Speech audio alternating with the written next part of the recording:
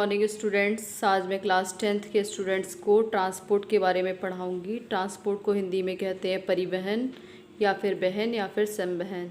ठीक है, ट्रांसपोर्ट कहते किसे हैं? तो जितने भी लिविंग सेल्स होती हैं उन लिविंग सेल्स को भोजन तथा ऑक्सीजन का मिलते रहना ज़रूरी है। ठीक है, फिर उसका मेटाबॉलिज्म होता है यानी कि उपापचयीकरण का होता है। जो हमने भोजन और ऑक्सीजन लिया है तो उसके फलस्वरूप क्या बनते हैं? उत्सर्जी पदार्थ बनते हैं, जैसे कार्बन डाइऑक्साइड और अमोनिया बनते हैं। तो उनको शरीर से बाहर निकालना भी उतना ही ज़रूरी होता है जितना कि हमारे शरीर के लिए ऑक्सीजन और भोजन का मिलना ज़रूरी है। तो इसको हम डिफाइन कर सकते हैं, ग्रहण किए गए भोज्य पदार्थों को शरीर की प्रत्येक कोशिका तक पहुंचाना, है ना, तथा वहाँ पर उत्पन्न अतिरिक्त पदार्थ जैसे कार्बन डाइऑक्साइड है, NH3 अमोनिया है, ये सारे कैसे पदार्थ हैं? उत्सर्जी वेस्ट मटेरियल हैं। इन सब को कहाँ पहुँचाना? शरीर की एक निश्चित कोशिका तक पहुँचाना जहाँ से इन वेस्ट मटेरियल को बाहर निकाला जा सके। इस क्रिया को परिवहन कहते हैं। परिवहन 3 प्रकार के होते हैं। वाटर सर्कुलेटरी सिस्टम होता है, ब्लड सर्कुलेटरी सिस्टम होता है एंड लिम्फ सर्कुलेटरी सिस्टम होता है। वाटर सर्कुलेटरी सिस्टम किसे कहते हैं? इनमें जो खाद्य पदार्थों का जो परिवहन होता है या बहन होता है, आवश्यक पदार्थों का जो बहन होता है वो शरीर के अंदर होता है अर्थात जल में होता है। तो हाइड्रा होता है, सिलेंट्रेट्स प्राणी होते हैं जैसे आपका स्टारफिश वगैरह होता है। तो इन सब में जो आवश्यक पदार्थों का वहन होता है वो जल के अंदर अर्थात जल में अर्थात शरीर के अंदर होता है। नेक्स्ट होता है blood circulatory system.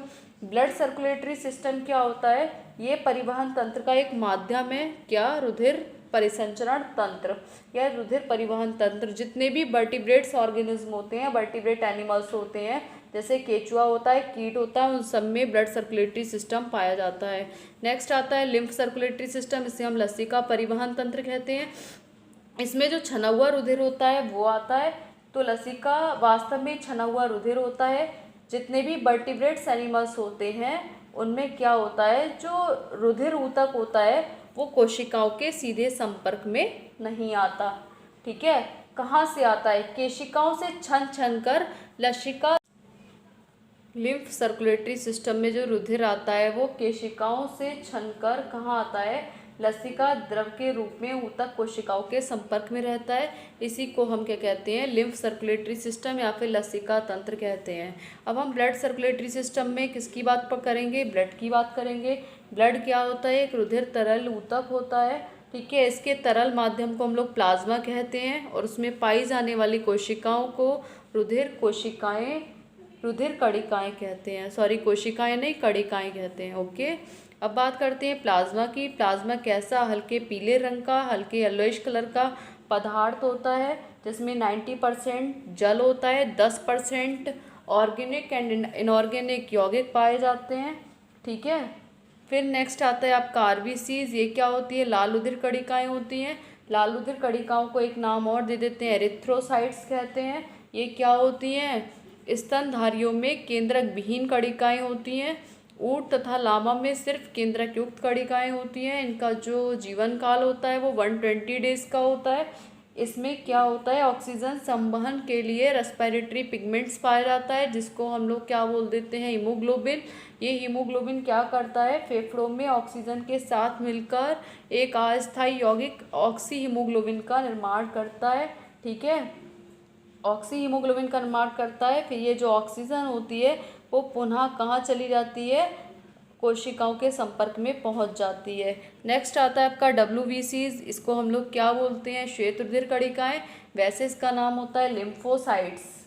Sorry, lymphocytes नहीं बोलते, इसको हम लोग बोलते हैं ल्यूकोसाइट्स। क्या बोलते हैं?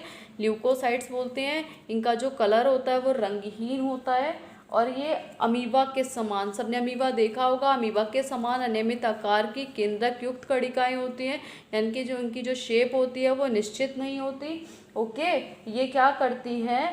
रुधिर केशिकाओं से बाहर आकर ऊतक द्रव में पहुंच जाती हैं। WBCs जो होती हैं, इसमें जो WBCs होती है वो क्या करती है कि रुधिर केशिकाओं से बाहर आकर ऊतक द्रव में पहुंच जाती है और ये क्या करती है? जीवाणुओं का भक्षण करके उन्हें रोगों से बचाने का कार्य करती है। इसीलिए हमारे शरीर की सैनिक या प्रहरी कणिकाएं भी कहलाती हैं, इसका नाम होता है ल्यूकोसाइट्स। नेक्स्ट आता है प्लेटलेट्स। प्लेटलेट्स को हम लोग कहते हैं थ्रोम्बोसाइट्स।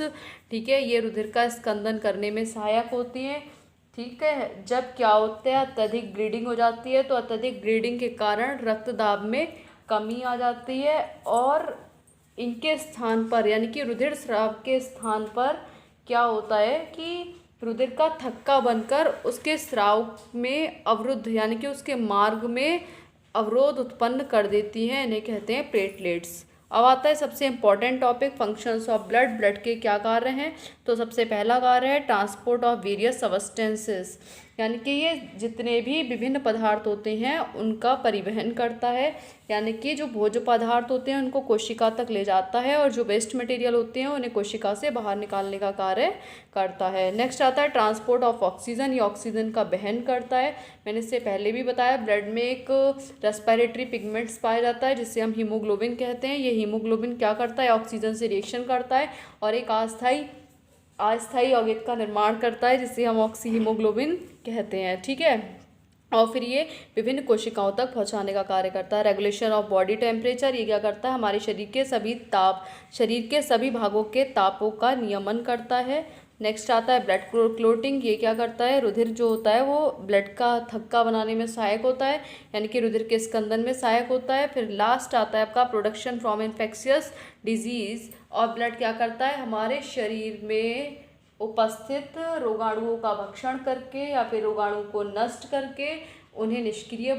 रुधिर का लास्ट फंक्शन है प्रोटेक्शन फ्रॉम इन्फेक्शियस डिजीज, यानी कि जो रुधिर होता है उसके श्वेत रुधिराणु शरीर में प्रवेश करने वाले रोगाणुओं का भक्षण करते हैं या फिर उन्हें नष्ट करते हैं या फिर उन्हें निष्क्रिय बनाकर संक्रामक रोगों से लड़ने की क्षमता प्रदान करते हैं। थैंक्स।